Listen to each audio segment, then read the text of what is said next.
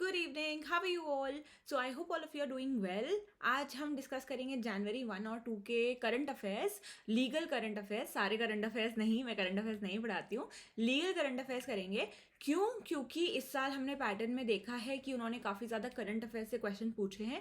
So we will make it a ritual now from now onwards कि हम current affairs discuss किया करेंगे। Legal के क्लासेस होंगी 10 PM पे, तो अगर आप अटेंड करना चाहें तो आप आ सकते हैं और लीगल करंट अफेयर्स कवर कर सकते हैं क्लास में आके खुद से। फिर आपको इतना सारा मेहनत नहीं करना पड़ेगा, ठीक है?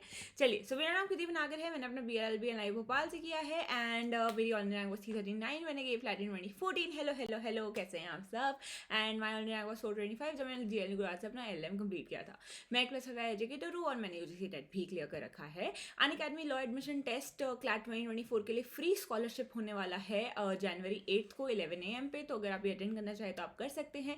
इसमें आपको मिलेंगे 500 रैंकर्स तक एक्साइटिंग रिवॉर्ड्स और हैप्पी न्यू प्रेपरेशन ईयर। आपको 23% डिस्काउंट मिलने वाला है अनअकैडमी के क्लैट सब्सक्रिप्शन पे। ऑफर सिर्फ और सिर्फ जनवरी 6 तक ही वैलिड है। तो प्लस का subscription 24 months, 18 months, 12 months, 6 months का अवेलेबल है। अगर आपको मेरे पुराने साल अच्छा लगता है तो आप अनअकैडमी का सब्सक्रिप्शन ले सकते हैं और 23% डिस्काउंट के लिए कृति भी कोड यूज कर सकते हैं। वैसे 10% डिस्काउंट होता है और अभी क्योंकि ऑफर चल रहा है जनवरी 6 तक, तो आपको मिल जाएगा कृति भी डिस्काउंट से 23% डिस्काउंट। तो अगर आप अनअकैडमी के साथ अपना प्रिपरेशन करना चाहते हैं, क्लासेस कंप्लीट करना चाहते हैं, कॉन्सेप्ट्स करना चाहते हैं, मॉक्स देना चाहते हैं, तो आप सब्सक्रिप्शन ले सकते हैं। Iconic subscription 24 months, 18 months, 12 months, 6 months का अवेलेबल है। इसको भी आप 23% डिस्काउंट पे ले सकते हैं कृति बी कोड यूज करके, अगर आपको मेरे में आने सकता हो तो।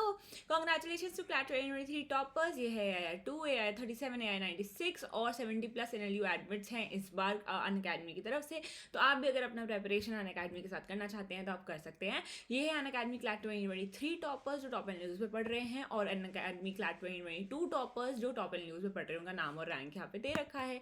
सो कॉन्ग्रेचुलेशन टू क्लैट 2023 टॉपर। अगर आप भी अनअकैडमी को ज्वाइन करना चाहते हैं तो आप कृति भी कोड यूज कर सकते हैं और ज्वाइन कर सकते हैं अनअकैडमी के प्लस या फिर आइकॉनिक बैचेस को और अपना सिलेबस कंप्लीट कर सकते हैं। So one of the batch जिसमें मैं लीगल रीसी पढ़ा रही हूँ वो है सक्सेस NLU, और 29 दिसंबर को ये बैच शुरू हुआ है। तो इसमें न्यू क्लासेस अब फिर से शुरू होने वाली है जनवरी 10 से मेरी लीगल रीजनिंग की। तो अगर आप ये बैच ज्वाइन करना चाहें तो आप कर सकते हैं और अनअकैडमी का सब्सक्रिप्शन लेके ज्वाइन कर सकते हैं। क्लैट प्लस और आइकॉनिक सब्सक्रिप्शन क्या है? सो ये पेड क्लासेस होती है अनअकैडमी की। प्लस सब्सक्रिप्शन में मिलते हैं आपको इंडिया के best educators, daily live classes, live test quizzes, structure courses. Iconic में से तो मिलते हैं इसके साथ साथ मिलती है 1-to-1 live mentorship, live doubt solving और रेज हैंड में प्रायोरिटी मिलती है क्लासेस में। अनअकैडमी क्लैट अगर आप ज्वाइन करना चाहते हैं तो ये नंबर है, इस नंबर पे कॉल करके आपको सब्सक्रिप्शन से रिलेटेड जो भी डाउट है आप वो पूछ सकते हैं। स्पेशल क्लासेस, फ्री क्लासेस होती है अनअकैडमी ऐप पे, इंटरैक्टिव लाइव क्लासेस होती है, पोस्ट होते हैं, नॉन के रेस हैंकर्स होते हैं, नोट्स क्लास नोट्स मिल जाएंगे और कहीं से कहीं भी क्लास को एक्सेस सकते हो।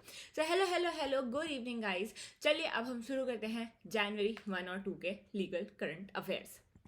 सो सबसे पहले तो एक केस हुआ है जिसमें आर्बिट्रेशन और ट्रिब्यूनल की कुछ कुछ बात हुई है।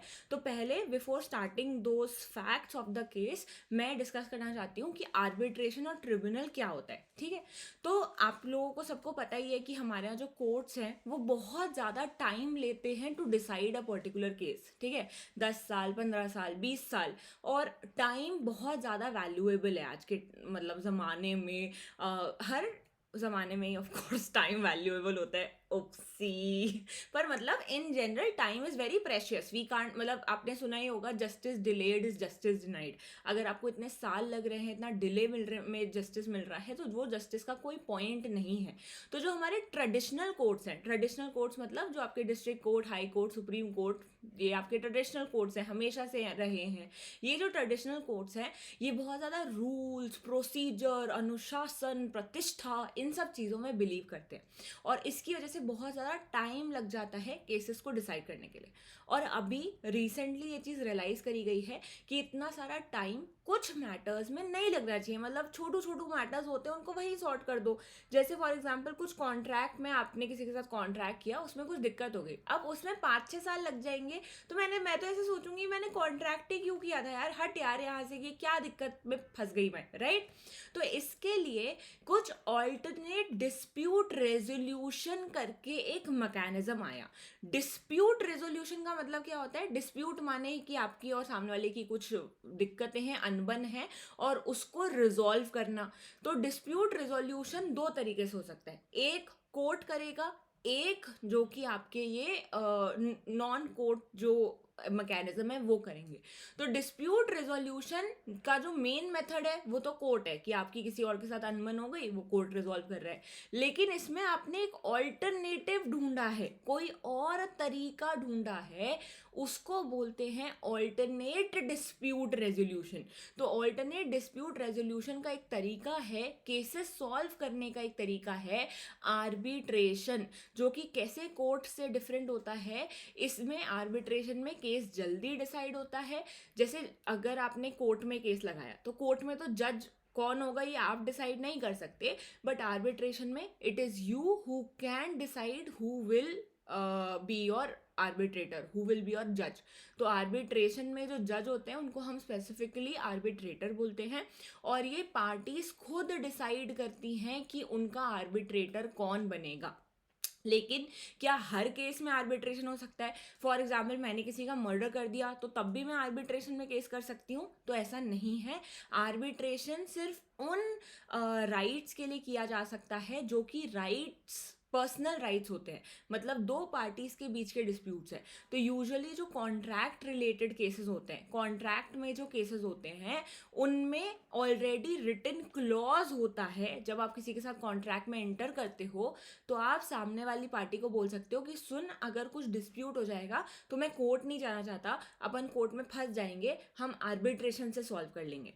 तो अगर आपके कॉन्ट्रैक्ट, आपने सामने वाले के साथ कोई कॉन्ट्रैक्ट किया और उसमें स्पेसिफिकली क्लॉज है कि any matter with regard to this contract will be referred to arbitration, तो अगर आपका और सामने वाली पार्टी का कोई डिस्प्यूट हो जाता है तो फिर आप आर्बिट्रेशन से उस केस को सॉल्व करोगे। फिर आप और सामने वाली पार्टी एक आर्बिट्रेटर को डिसाइड करोगे, या फिर आर्बिट्रल ट्रिब्यूनल में जाओगे और फिर वहाँ पे आपका केस सॉल्व किया जाएगा। आर्बिट्रेटर जो डिसाइड करेगा वो आपके ऊपर बाइंडिंग है, आपको वो चीज़ फॉलो करनी पड़ेगी।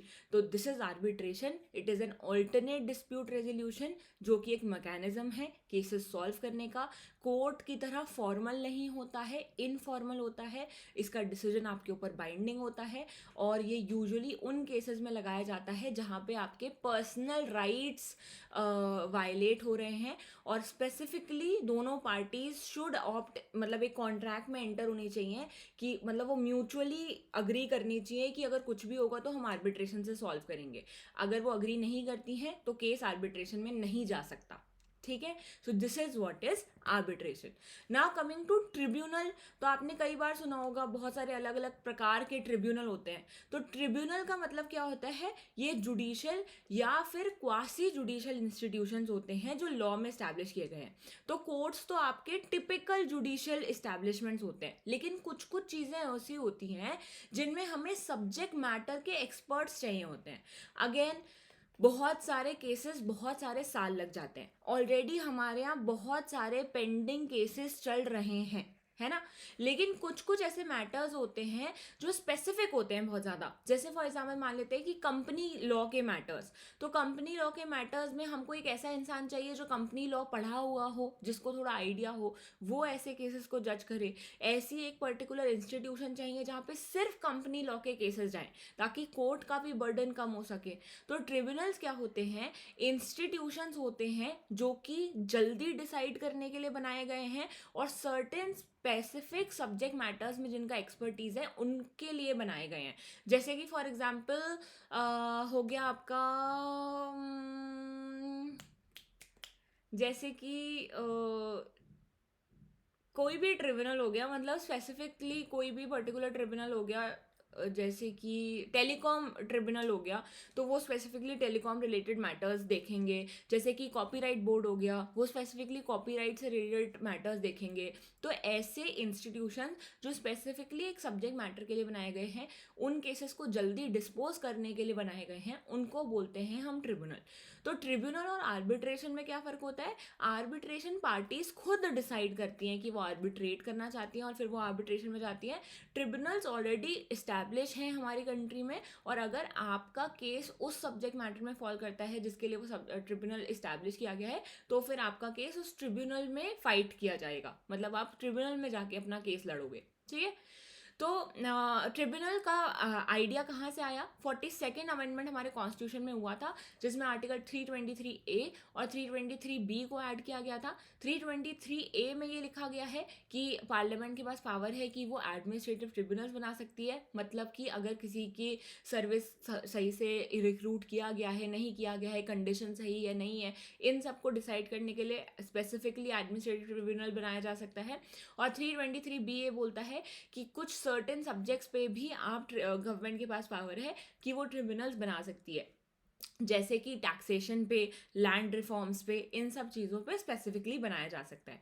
और सुप्रीम कोर्ट ने ये भी बोल रखा है कि ऐसा नहीं है कि सिर्फ सर्टेन सब्जेक्ट मैटर्स का मतलब सिर्फ टैक्स होगा या लैंड रिफॉर्म्स होगा, कोई भी ऐसा मैटर है जो स्पेसिफिक है तो उस पर ट्रिब्यूनल को क्रिएट किया जा सकता है। ये पावर है पार्लियामेंट के पास, लेजिस्लेचर्स के पास। ठीक है। नाउ ट्रिब्यूनल्स कहाँ स्टैंड करते हैं? तो कुछ ट्रिब्यूनल्स होते हैं जिनकी अथॉरिटी उतनी ही है जितनी हाई कोर्ट से नीचे के कोर्ट्स की होती है। मतलब जैसे कि appellate board under the copyright act, इस अपेलेट बोर्ड ने अगर कोई भी केस डिसाइड किया तो इसकी अपील हाई कोर्ट में जाएगी। लेकिन कुछ ट्रिब्यूनल्स होते हैं जो कि हाई कोर्ट के सिमिलर होते हैं, तो फिर उनकी अपील सुप्रीम कोर्ट में जाएगी, जैसे कि सिक्योरिटीज अपेलेट ट्रिब्यूनल। तो फॉर एग्जाम्पल मान लेते हैं कि कॉपीराइट एक्ट में मैंने कोई पर्टिकुलर काम किया जो कॉपीराइट में उसको लेके इशू हो गया, तो पहले मैं क्या करूंगी, कॉपीराइट बोर्ड में जाऊंगी, फिर अपेलेट बोर्ड में जाऊंगी, वो एक ट्रिब्यूनल है। अब मुझे उसका डिसीजन सही नहीं लगा, मेरे खिलाफ आया, तो फिर मैं अपील लेके हाई कोर्ट जाऊंगी और फिर मैं अपील लेके सुप्रीम कोर्ट जाऊंगी। तो ट्रिब्यूनल्स क्या है? ट्रेडिशनल कोर्ट्स नहीं है, स्पेसिफिकली सर्टेन सब्जेक्ट मैटर्स पे एक्सपर्टीज के लिए इंस्टीट्यूशंस हैं जो बनाए गए हैं। जुडिशियल, क्वासी जुडिशियल बॉडीज हैं, मतलब वो डिसाइड केसेस करते हैं ऑन लॉ ओनली। तो अब हम आते हैं एक्चुअली कि फैक्ट में क्या हुआ है। TRAI act versus arbitration. So basically एक एप्लीकेंट है world phone internet services private limited, ठीक है, और एक दूसरा साइड की पार्टी है OTT एंटरटेनमेंट लिमिटेड, ठीक है। दोनों के दोनों क्या है? ISPs हैं, इंटरनेट सर्विस प्रोवाइडर्स हैं, जो कि एक MOU में एंटर किए हैं। ठीक है। MOU का मतलब क्या होता है कि एक मेमोरेंडम ऑफ अंडरस्टैंडिंग, इसकी फुल फॉर्म है, जिसका मतलब ये है कि एक टाइप ऑफ अग्रीमेंट जो दोनों ने अग्री किया है कि क्या करने के लिए अग्री किया है कि वो एक जॉइंट वेंचर चलाएंगे, लेकिन पार्टीज में हो जाते हैं कुछ कुछ डिस्प्यूट्स। ठीक है। तो अब ये जो एप्लीकेंट है world phone internet service private limited, ये एक application arbitration and conciliation act में ये डालते हैं कि भाई इंटरनेट सर्विसेज को सस्पेंड कर दिया जाना चाहिए उन लोगों के यहाँ जो कि इस जॉइंट वेंचर के सब्सक्राइबर्स हैं। ठीक है। नाउ अब ये जो दूसरी वाली पार्टी है OTT इंटरटेनमेंट, ये बोलते हैं कि भाई नहीं, ये तो गलत हो गया, ऐसा नहीं होना चाहिए। और ये बोलते हैं कि telecom regulatory authority of India, try, एक अथॉरिटी है, ये एक इनका एक एक्ट है स्पेसिफिकली, ये एक स्पेशल एक्ट है और इसलिए आर्बिट्रेशन से केस डिसाइड नहीं हो सकता। सो OTT ये बोल रहा है कि आर्बिट्रेशन से केस डिसाइड नहीं होगा क्योंकि ये केस TRAI में जाना चाहिए और TRAI का केस स्पेसिफिकली ट्रिब्यूनल देखता है उनका, तो आर्बिट्रेशन से सॉल्व नहीं होना चाहिए। तो हमेशा याद रखना, ये एक इंटरप्रिटेशन का रूल है कि अगर कोई चीज़ किसी स्पेशल एक्ट में दे रखी है तो वो प्रिवेल करती है over general laws. General laws क्या हो गए? जैसे IPC, कॉन्ट्रैक्ट लॉ, ये सब जनरल लॉ हैं जो सारे स्पेसिफिक सब पे अप्लाई होते हैं। लेकिन स्पेशल एक्ट क्या होते हैं? जो स्पेसिफिकली किसी स्पेशल पर्पस के लिए बनाए गए हैं, जैसे TRAI act specially telecom related cases के लिए बनाया गया है। तो ये जो OTT है ये बोल रहा है कि केस ट्रिब्यूनल के सामने लड़ना चाहिए। क्यों? क्योंकि स्पेसिफिकली TRAI एक्ट में लिखा हुआ है कि भाई अगर कोई भी केस आएगा टेलीकॉम रिलेटेड तो वो ट्रिब्यूनल में लड़ा जाएगा। और जो दूसरा वाला है वर्ल्ड फोन ISP, वो ये बोल रहा है कि आर्बिट्रेशन के थ्रू सॉल्व होगा क्योंकि हमने MOU में लिखा था कि आर्बिट्रेशन से सॉल्व होगा। ठीक है। अब कोर्ट के सामने क्वेश्चन ये है कि केस ट्रिब्यूनल में डिसाइड होना चाहिए या फिर आर्बिट्रेशन के थ्रू डिसाइड होना चाहिए। ठीक है। तो कोर्ट ने ये बोला पहली चीज कि भाई देखो, और TRAI के अंदर जो ट्रिब्यूनल है उसका नाम है telecom dispute settlement and appellate tribunal. ठीक है। सो कोर्ट ने क्या बोला? कोर्ट ने ये बोला कि भाई देखो, आर्बिट्रेशन में सारी केसेस नहीं जा सकते। पहली चीज, आर्बिट्रेशन से वही केसेस डिसाइड होंगे जो कि कॉन्ट्रैक्ट में स्पेसिफिकली गिवन है कि आर्बिट्रेशन से सॉल्व होगा। तो अगर आपके एमओयू में नहीं दे रखा कि आर्बिट्रेशन होना चाहिए तो आर्बिट्रेशन लग ही नहीं सकता। सेकेंडली कोर्ट ने ये बोला कि आर्बिट्रेशन सिर्फ उन सिचुएशंस का हो सकता है जहाँ पे राइट्स इन पर्सोनम इन्वॉल्व है, मतलब पर्सनल राइट्स इन्वॉल्व है, दो लोगों के बीच के राइट्स इन्वॉल्व है। लेकिन राइट्स इन रेम आर्बिट्रेशन नहीं हो सकते। राइट्स इन रेम मतलब ऐसे राइट्स जिसमें बहुत सारे लोग इन्वॉल्व होते हैं, जो अगेंस्ट द होल वर्ल्ड होता है। ठीक है। फिर कोर्ट ने ये बोला कि भाई ये जो स्पेशल स्टैच्यूट बनाया गया है, TRAI एक्ट बनाया गया है, इसमें स्पेसिफिकली लिखा हुआ है कि अगर कोई भी टेलीकॉम रिलेटेड इशू है तो वो ट्रिब्यूनल ही डिसाइड करेगा। तो अगर सिविल कोर्ट का जूरिसडिक्शन बार कर दिया है TRAI एक्ट ने, आर्बिट्रेशन का नहीं लिखा है TRAI एक्ट में, और उसमें स्पेसिफिकली लिख रखा है कि ट्रिब्यूनल ही डिसाइड करेगा, तो यहाँ पे पार्टीज जो हैं ऐसा नहीं कर सकती कि ट्रिब्यूनल का, TRAI वाले ट्रिब्यूनल का जूरिसडिक्शन खत्म कर दे, क्योंकि जो चीज़ लॉ में लिख रखी है वही अप्लाई होगी ना, आप अपने हिसाब से नहीं बना सकते। तो कोर्ट सेड दैट कि TRAI एक्ट ही अप्लाई किया जाएगा और आर्बिट्रेशन वाला क्लॉज अप्लाई नहीं किया जाएगा। क्यों? क्योंकि ये जो डिस्प्यूट है ये कम्युनिकेशन से ही रिलेटेड है, और टेलीकम्युनिकेशन के डिस्प्यूट स्पेसिफिकली एक्ट में लिखा हुआ है कि वो डिसाइड होते हैं उस ट्रिब्यूनल के द्वारा, TDSAT ट्रिब्यूनल के द्वारा। तो इसलिए कोर्ट ने बोला कि यहाँ पे TDSAT के पास पावर है कि वो सर्विस प्रोवाइडर्स के रिलेटेड सारे डिस्प्यूट डिसाइड करेगा।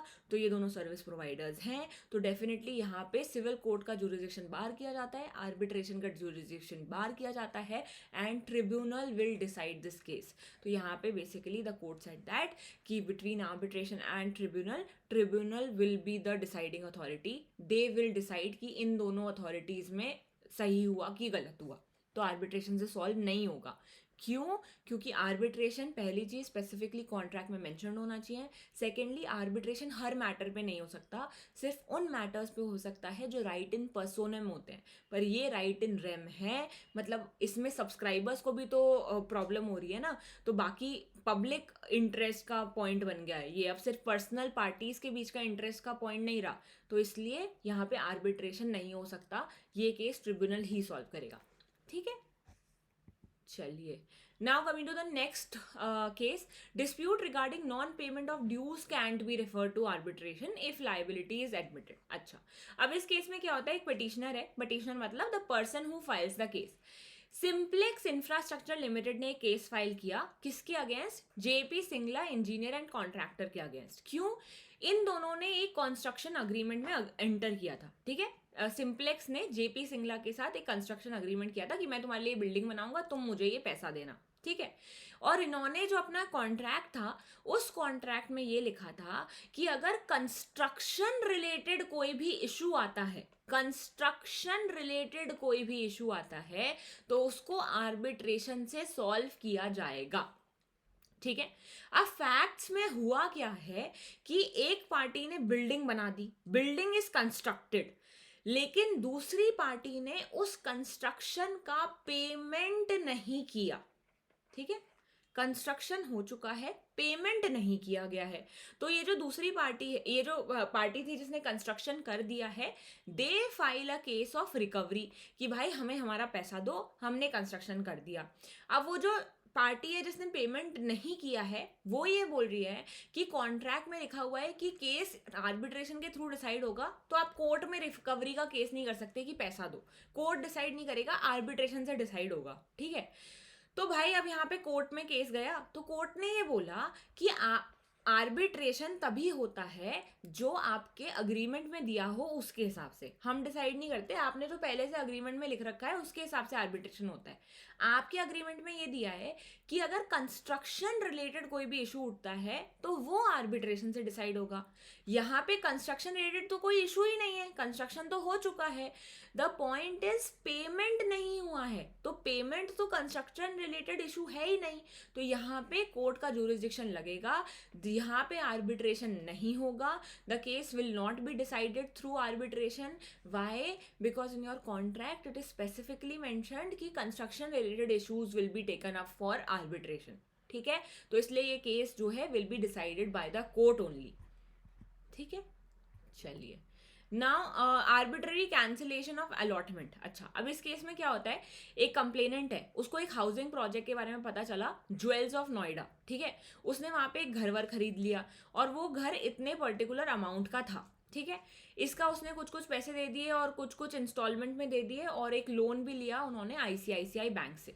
जब उन्होंने पेमेंट वगैरह सब कर दिया तो उसके बाद जो जिनसे उन्होंने घर खरीदा था, ये ज्वेल्स ऑफ इंडिया वाले, इन्होंने ये बोला कि हम आपको घर का वो नहीं देंगे, क्या बोलते हैं, ऑक्यूपेशन सर्टिफिकेट। तो उन्होंने बोला क्यों भाई, हम पैसा वैसा दे चुके हैं, ऑक्यूपेशन सर्टिफिकेट क्यों नहीं दे रहे। तो इन्होंने बोला कि नहीं दे रहे बस, और इनके पैसे वैसे काट लिए और थोड़ा बहुत पैसा ही वापस किया। तो उन्होंने कोर्ट में केस फाइल किया कि भाई हम पैसा पूरा दे चुके हैं, ये हमें पूरा पैसा वापस भी नहीं कर रहे और हमें घर में भी नहीं जाने दे रहे, ऑक्यूपेशन भी नहीं, मतलब ऑक्यूपाई भी नहीं करने दे रहे हैं, तो फिर they are asking for a remedy. तो कोर्ट ने इस केस में वो ज्वेल्स ऑफ इंडिया वालों से पूछा कि भाई आप ऑक्यूपाई क्यों नहीं करने दे रहे हो। तो उन्होंने ये बोला कि भाई हम इसलिए नहीं करने दे रहे हैं क्योंकि ये जो लोग हैं ये कुछ एंटी सोशल एक्टिविटीज़ करते हैं, ये हम मारा पीटी करते हैं, फलाना ढिमकाना। कोर्ट ने बोला अच्छा प्रूफ दिखाओ कि कहाँ मारा पट्टी करी है, तो कोई प्रूफ नहीं दिखा पाए वो लोग। तो then at the end court said that कि एक्सक्यूज मी, आप रैंडमली अलॉटमेंट कैंसिल नहीं कर सकते हो। अगर आपने रैंडमली अलॉटमेंट को कैंसिल किया है तो आपको पूरा का पूरा पैसा विद इंटरेस्ट उनको वापस करना पड़ेगा। So they were asked to give back the money with interest, ठीक है। फिर नेक्स्ट केस जो हुआ था, can foreign police be asked to not arrest Indians. एक पीआईएल फाइल करी गई। पीआईएल क्या होता है, PIL is public interest litigation.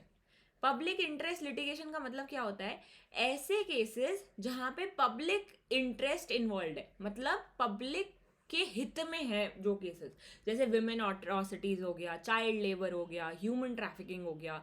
अब यहाँ पे जिसके साथ ह्यूमन ट्रैफिकिंग हो रही है वो तो खुद नहीं आ पाएगा, तो जितने सारे लोग हैं उन लोगों के लिए कोई लॉ बनाया जाए, ऐसा मैं एक जागरूक नागरिक चाहती हूँ। तो मैं कोर्ट में जाऊंगी, बोलूंगी मैं एक पीआईएल फाइल कर रही हूँ कि there must be a law on human trafficking, if there is not, मतलब स्ट्रिंजेंट लॉज बनाओ। तो फिर कोर्ट के ऊपर है कि वो उस पीआईएल को एक्सेप्ट करते हैं या नहीं करते, कि कोर्ट को लगता है कि हाँ यार ये सही कह रही है, चलो इस पर बात करते हैं कि क्या होना चाहिए, ठीक है। तो एक बंदे के साथ क्या होता है, वो दुबई गया था, ठीक है। दुबई में क्या होता है कि उसको अरेस्ट कर लिया जाता है मिस्टेकन आइडेंटिटी की वजह से। उसको कोई और आदमी समझा गया और उसको अरेस्ट कर लिया गया, जिसको अरेस्ट करना था उसकी आइडेंटिटी समझी गई, ठीक है। 4 दिन तक उसे खाए पिए बना रखा जाता है, फिर उसे वापस इंडिया भेज दिया जाता है, वो इंडियन था। अब he is filing a PIL कि जो भी लोग हैं जो अब्रॉड जाते हैं उनके लिए एक स्टैंडर्ड ऑपरेटिंग प्रोसीजर बनाए मिनिस्ट्री, मतलब एक ऐसा प्रोसीजर बनाए कि ऐसा उनके साथ नहीं होना चाहिए, ठीक है। तो सुप्रीम कोर्ट ने ये बोला कि भाई हम इस चीज़ को नहीं पीआईएल को एक्सेप्ट करेंगे।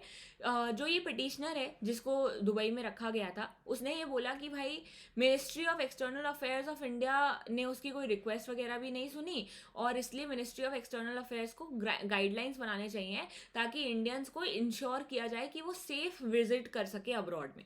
तो कोर्ट ने ये बोला कि भाई देखो, हम मिनिस्ट्री को ऐसे गाइडलाइंस बनाने के लिए नहीं बोल सकते हैं, आपके साथ गलत हुआ है लेकिन हम ये नहीं कर सकते क्योंकि आप किसी और कंट्री में जा रहे हो। हम किसी और कंट्री को बता ही नहीं सकते कि how to deal with people in their own country. अब कल को कोई फॉरेनर इंडिया में आता है तो इंडिया का लॉ फॉरेनर पे अप्लाई होता है। You can not make such guidelines कि आप अपनी कंट्री का लॉ इंडियंस पे लगा नहीं सकते, अरे आप उनके देश में हो ना।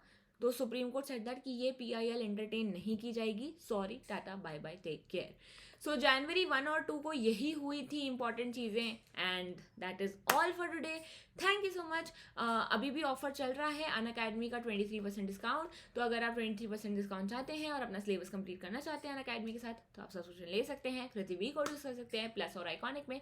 Thank you so much guys, take care and tata bye bye. Like कर दीजिएगा, शेयर कर दीजिएगा एंड सी यू।